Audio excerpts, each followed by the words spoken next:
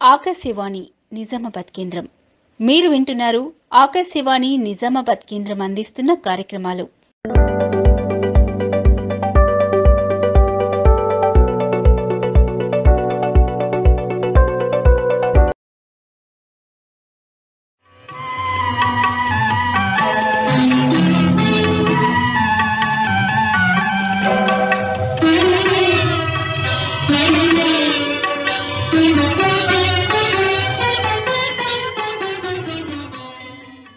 శ్రోతలకు నమస్కారం. చిత్రలహరి కార్యక్రమానికి స్వాగతం.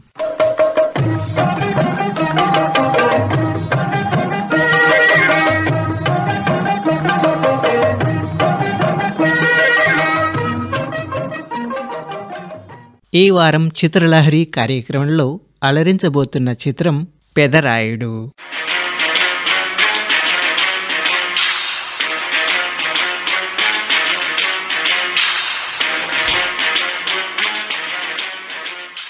రవిరాజా పినిశెట్టి దర్శకత్వంలో 1995 సంవత్సరంలో విడుదలైన ఒక విజయవంతమైన సినిమా పెదరాయుడు. ఇది నాట్టమై అనే విజయవంతమైన తమిళ సినిమాకు పునర్నిర్మాణం.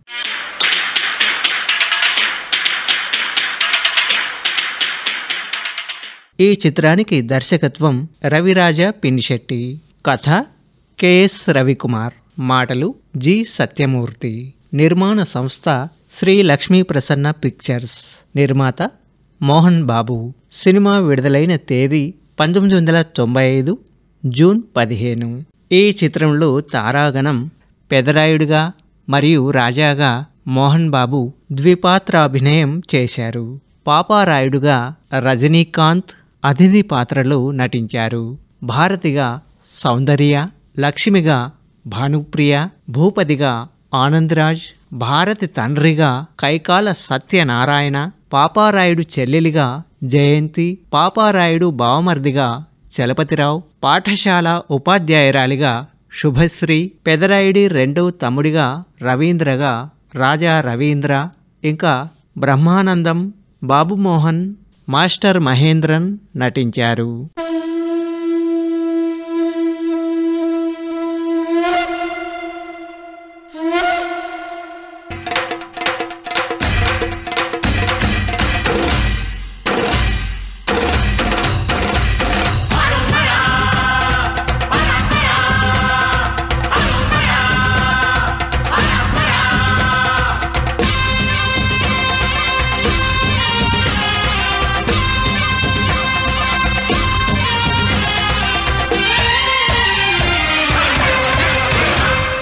ఢమ ఢమ ఢమ ఢమ గుండె ఢమరుకం రోగే, గణ గణ గణ గణ గొంతు గంటగా మారే, తకదిమి తక తాండవ శంభో దేవా, జడముడి విడివడి నటనములాడగరావా, శంభో మా గుండె కైలాస శిఖరమురా, అంబతో నువ్వు కొలువుండి మమ్మేలరా, మా యోగం క్షేమం భారం నీదే.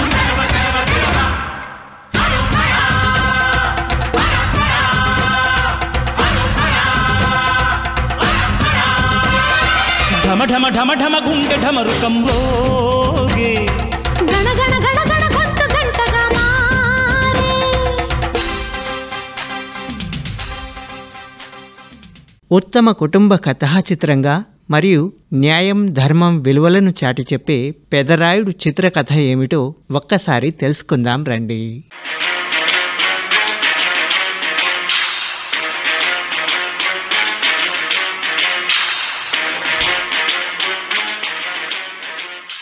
పెదరాయుడు మోహన్ బాబు గ్రామ పెద్ద, క్రమశిక్షణ కలిగిన జీవితం గడుపుతూ ఉంటాడు. తన వంశ పారంపర్యంగా వచ్చిన ఆసనం మీద కూర్చొని గ్రామంలో ఏదైనా సమస్యలు ఎదురైతే ధర్మాన్ని అనుసరించి తీర్పులు ఇవ్వటంలో నేర్పరి. పిల్లల్ని పెంచడం మన కర్తవ్యం. మనకు పుట్టారు కాబట్టి. పిల్లల్ని పోషించడం మన బాధ్యత. మనల్ని నమ్ముకుని వచ్చింది కాబట్టి. తల్లిదండ్రుల్ని కంటికి రెప్పలా చూసుకోవడం మన ధర్మం. వాళ్ళు మనకు జన్మనిచ్చారు కాబట్టి. మిమ్మల్ని కన్నందుకు వాళ్ళు గర్వపడాలి గాని సిగ్గుపడకూడదురా. మీ అమ్మా నాన్న మిమ్మల్ని విగ్రహాలు పెట్టించమనడం లేదురా. ఖాళీ వాళ్ళ కడుపుని కాస్త గంజిపోయమంటున్నారు. వాళ్ళు గుళ్ళు గోపురాలు కట్టించమనడం లేదురా. ఇంకొకరు కట్టించిన గుడి దగ్గర వాళ్ళని భిక్షమెత్తుకునేలా చేయొద్దంటున్నారు. మిమ్మల్ని పల్లకీలో ఊరేగించమనడం లేదురా వాళ్ళు, ప్రాణాలతో ఉండగానే పాడెక్కించద్దంటున్నారు. గురువు లేని చదువు, జన్మనిచ్చిన వాళ్ళని మరిచిపోయిన వాడి బ్రతుకు రాణించదురా, రాణించదు. మీరు పడవలసింది నా కాళ్ళ మీద కాదురా, మీ కన్న వాళ్ళ కాళ్ళ మీద.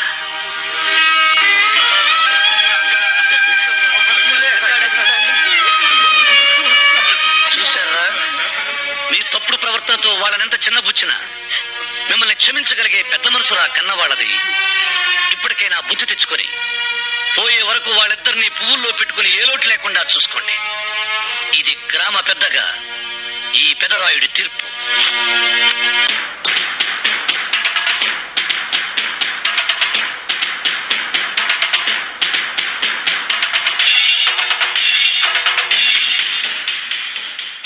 పెదరాయుడు భార్య లక్ష్మి భానుప్రియ తన భర్తను ఎంతో గౌరవిస్తుంది. అతని తమ్ముళ్ళు రాజా మోహన్ బాబు, రవీంద్ర రాజా రవీంద్రలకు కూడా తమ అన్నయ్య అంటే భక్తి ప్రపత్తులతో ఉంటారు. వారిని తమ స్వంత బిడ్డల్లా చూసుకుంటాడు పెదరాయుడు. రాజా ఓ పారిశ్రామికవేత్త. సత్యనారాయణ కూతురైన భారతి సౌందర్యను వివాహం చేసుకుంటాడు.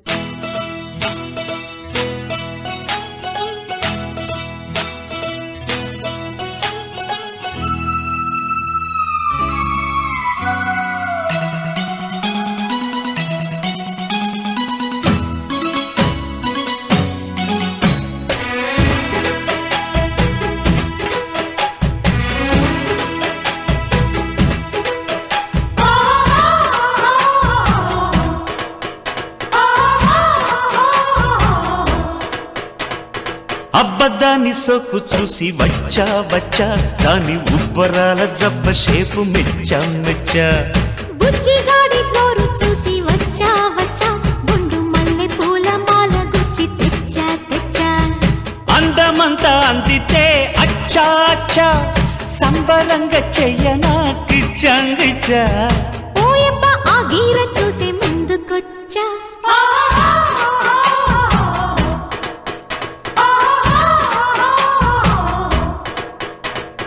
అబ్బదాన్ని సోకు చూసి వచ్చా వచ్చా, దాని ఉబ్బరాల జబ్బ షేపు మెచ్చా మెచ్చా.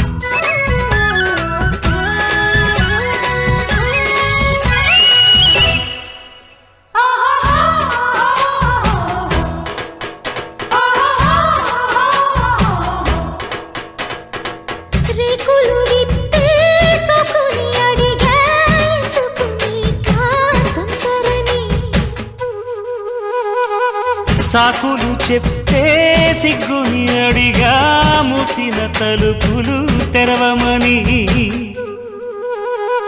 పెట్టాలి కళ్యాణం బొట్టు, కట్టాలి కావుడితో జట్టు, మోహపు మబ్బులు కమ్మిన రాత్రిలో. అవునంటే పట్టేస్తా పట్టు, కాదంటే పెట్టేస్తా ఒట్టు, పొంగులు దారిన కమ్మని జాతరలో.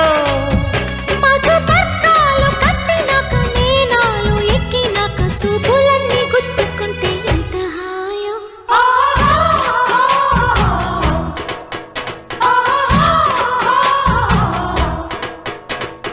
అబ్బదాన్ని సొక్కు చూసి వచ్చా వచ్చా, దాని ఉబ్బరాల జబ్బ షేపు మెచ్చా మెచ్చా.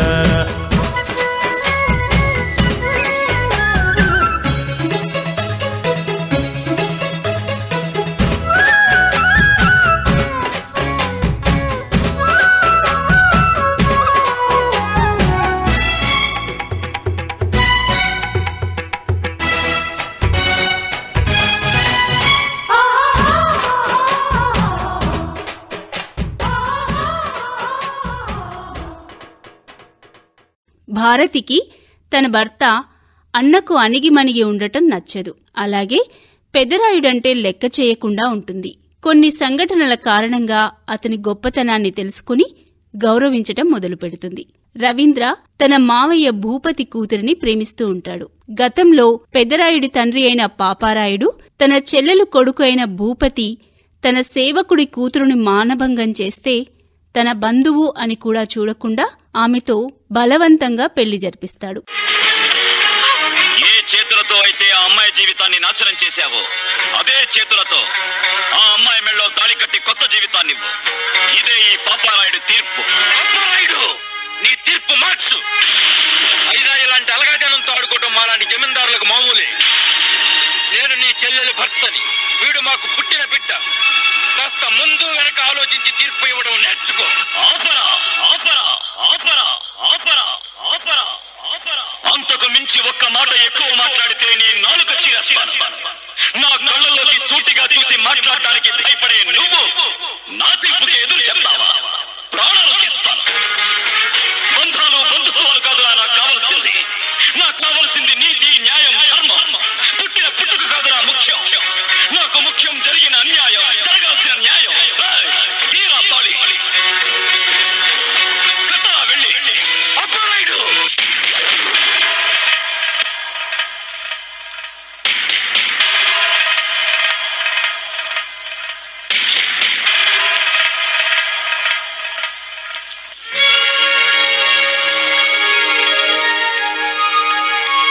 ఇంట్లో నీకే లోటు జరిగినా ఈ పాపారాయుడున్నాడన్న సంగతి మర్చిపోకు. పాపారాయుడు గారికి, పాపారాయుడు గారికి, పాపారాయుడు గారికి, పాపారాయుడు గారికి, పాపారాయుడు గారికి, పాపారాయుడు గారికి, పాపారాయుడు గారికి, పాపారాయుడు గారికి. భూపతి తండ్రి తన కుమారుడికి జరిగిన అవమానం తట్టుకోలేక పాపారాయుడిని తుపాకీతో కాల్చి చంపేస్తాడు. పాపారాయుడు భూపతి కుటుంబాన్ని ఊరినుంచి వెలివేస్తున్నానని, ఆ కుటుంబంతో ఎవ్వరూ సంబంధం పెట్టుకున్నా వారికి కూడా అదే శిక్ష పడుతుందని తుది తీర్పు చెబుతాడు. తన తరువాత గ్రామ పెద్ద తన పెద్ద కొడుకు పెదరాయుడు అని చెప్పి మరణిస్తాడు. అప్పటినుంచి భూపతి పెదరాయుడు కుటుంబంపై కక్ష పెంచుకుంటాడు. భూపతి తనకు అనుకూలమైన ఒక పంతులమ్మని గ్రామానికి రప్పించి ఆమె తండ్రిని తన గుప్పెట్లో పెట్టుకుని అతనికి ఏమీ కాకుండా ఉండాలి అంటే రాజాను లొంగ తీసుకోమని చెబుతాడు. అన్నదో ఈ కొండ మీద కొక్కిరాయి, రా అన్నదో ఈ పైట చాటు పావురాయి, కో అన్నదో ఈ కొండ మీద కొక్కిరాయి, రా అన్నదో ఈ పైట చాటు పావురాయి. మావా అరే మావా కొట్టే చుమ్మా, జరా చూడు గుర్రు కోకయ్య వారం, అరే దులుపు గుర్రు దుమ్ము దుమారం. ఏ చెయ్యాలో చెప్పాలా సందిష్లో యారో, సాగించే గురు సరాగం. ఎంచక్క ఎక్కాలో నిశాన శాళం, సాగించే గురు సరాగం. ఎంచక్క ఎక్కాలై కూతంతసేపు సత్తు మణగనియ్యబోయి, ఓ రెచ్చిపోయి ఇంటి పరువు తీయకోయి. బామ అరే బామ బజ్జుందామా.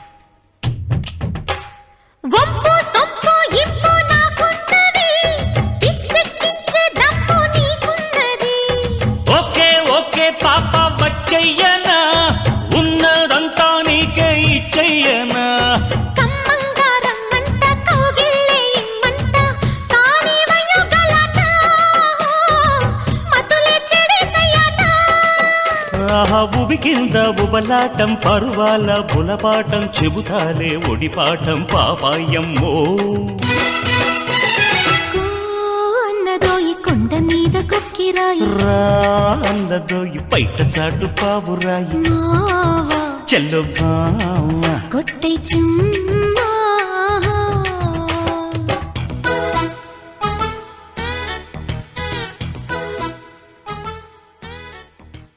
తరువాత భూపతి ఆమెను చంపి ఆ నేరాన్ని రాజా మీద వేస్తాడు.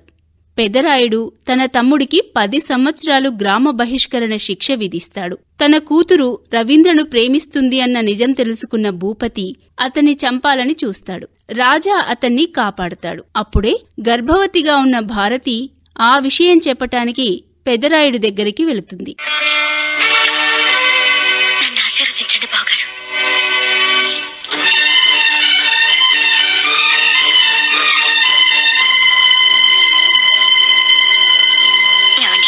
లక్ష్మి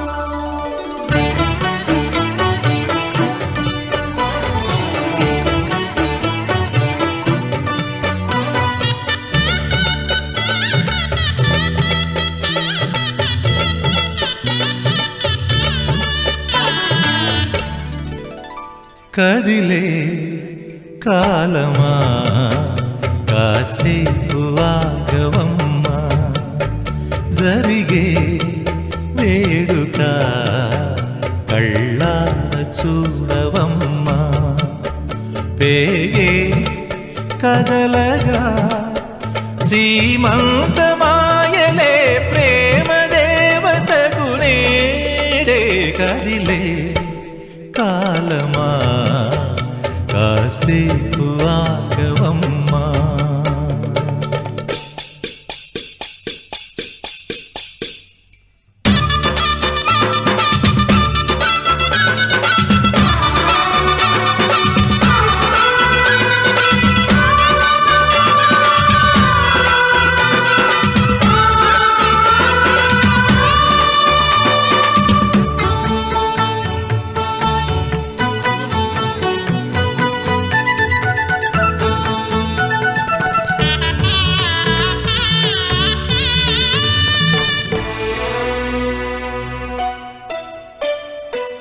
లాలించే తల్లి పాలించే తండ్రి నేనేలే నీ కన్నీ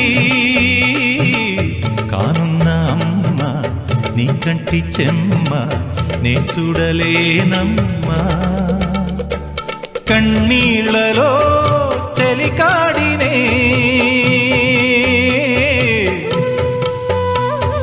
నీ కడుపులో పసివాడినే ఏనాడు తోడును నీడను వీడనులే కదిలే కాలమా కాసేపు ఆగవమ్మా పేగే కదలగా సీమంతమాయలే ప్రేమ దేవతకు నేడే జరిగే వేడుక కళ్ళార చూడవమ్మా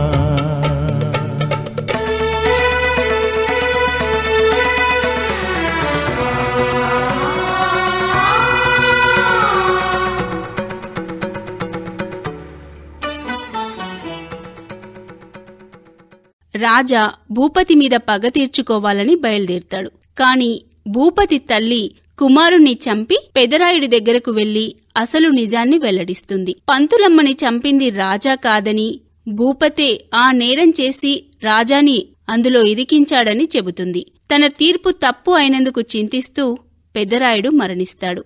అప్పుడే భారతి ఒక మగ శిశువుకు జన్మనిస్తుంది. రాజా తన అన్న స్థానంలో గ్రామ పెద్ద అవటంతో ఈ చిత్రకథ సుఖాంతమవుతుంది.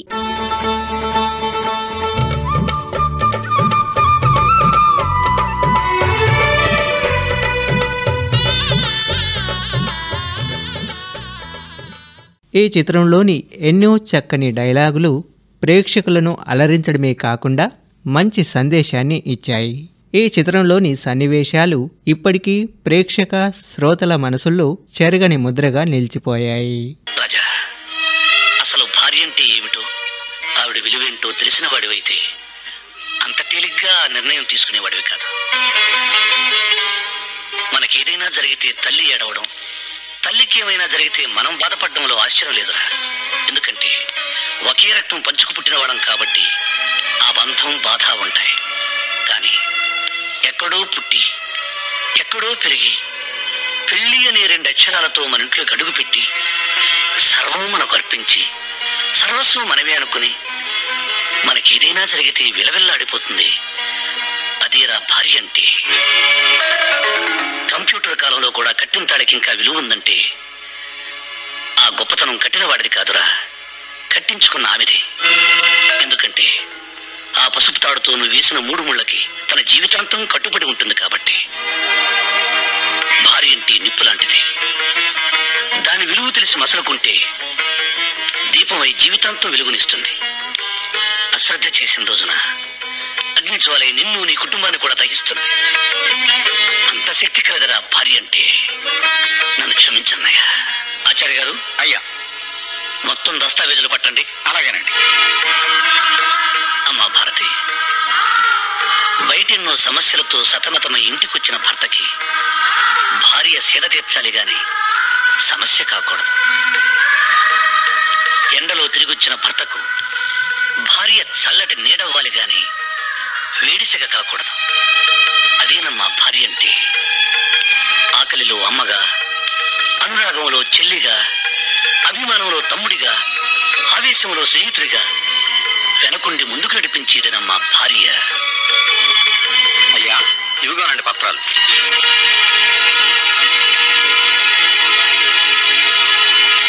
భారతి, మాకెక్కడెక్కడ ఏ ఆస్తులున్నాయో మాకే పూర్తిగా తెలియదు. వాటికి సంబంధించిన పత్రాలు ఇవి. నువ్వెక్కడ సంతకాలు పెట్టమంటే అక్కడ సంతకాలు పెట్టడానికి మా 3 అన్నదమ్ముల్లో ఎవరూ వెనకాడరు. లక్ష్మి, ఆ తాళాలు ఎలా ఇవ్వు. ఈ రోజు నుంచి ఈ ఇంటి బాధ్యత మొత్తం నీకు అప్పగిస్తున్నానమ్మా. కానీ నా ఒక్క కోరిక మాత్రం మన్నించమ్మా. కనీసం నా కంఠంలో ప్రాణం ఉన్నంత వరకైనా మా అన్నదమ్ముల్ని వేరు చేయాలనే ఆలోచన నీ కలలో కూడా రానివ్వకమ్మా. భారతి, భార్యాభర్తల సంబంధం గురించి, కుటుంబ సభ్యుల అనుబంధం గురించి ఓ ఇంగ్లీష్ కవి ఏమన్నాడో తెలుసా? The relationship between 2 persons of a family must be like a fish and water, but it should not be like a fish and a fisherman. ఎప్పుడు చిన్నప్పుడు చదువుకున్న చదువు నీకు ఇంగ్లీష్లో చెబితే అర్థమవుతుందని చెప్పాను. గ్రామర్ తప్పునుంటే మన్నించు, అసలు అర్థమే తప్పనుకుంటే క్షమించు.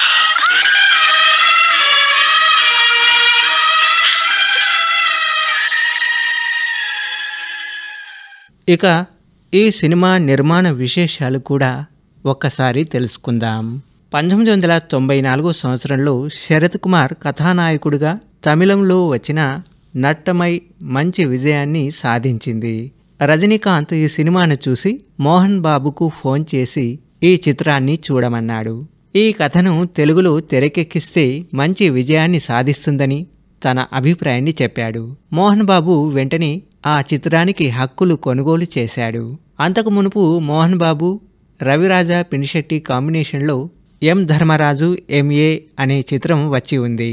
ఆ అనుభవంతో ఈ కథను రవిరాజా పినిశెట్టి అయితే బాగా తెరకెక్కించగలడని మోహన్ బాబు ఆయనకు దర్శకుడిగా అవకాశం ఇచ్చాడు. ఈ కథలో పెదరాయుడు తండ్రి పాపారాయుడు పాత్ర నిడివి తక్కువైనా కీలకమైంది.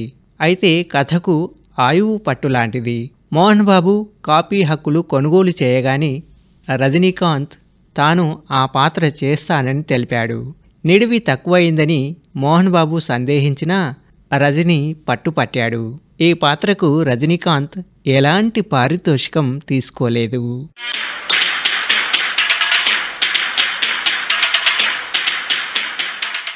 ఇక ఈ చిత్రంలోని కథ ప్రేక్షకులను ఎంత ఆకట్టుకుందో ఇందులోని పాటలు కూడా అదే స్థాయిలో జనాదరణ పొందాయి.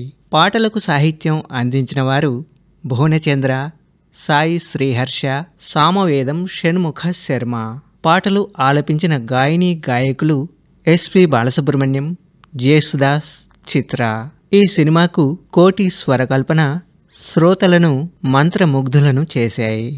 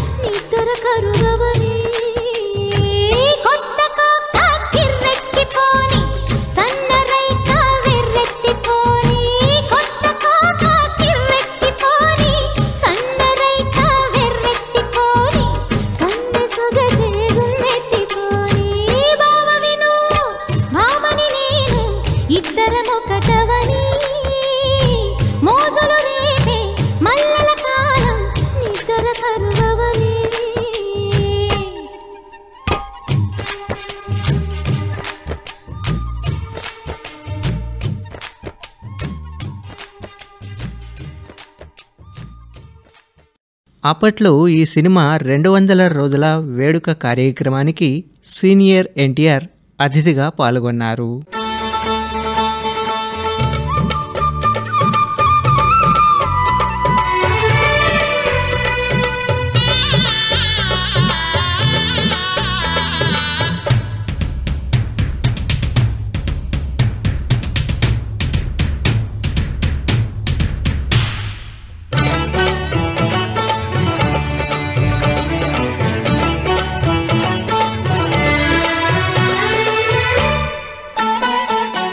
తాతయ్య తేజం, పెదనాన్న నైజం, కలిసున్న పసిరూపం,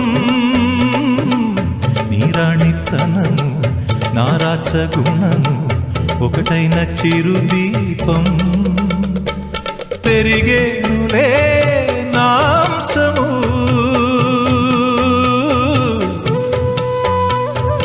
వెలిగేనులే మా వంశము, ఎన్నెన్నో తరములు తరగని యసములతో ఎన్నో నోములే గతమందు నోచి ఉంటా, నీకే భార్యనై ప్రతి జన్మనందు ఉంటా, నడిచే దైవమా నీ పాదధూళులే పసుపు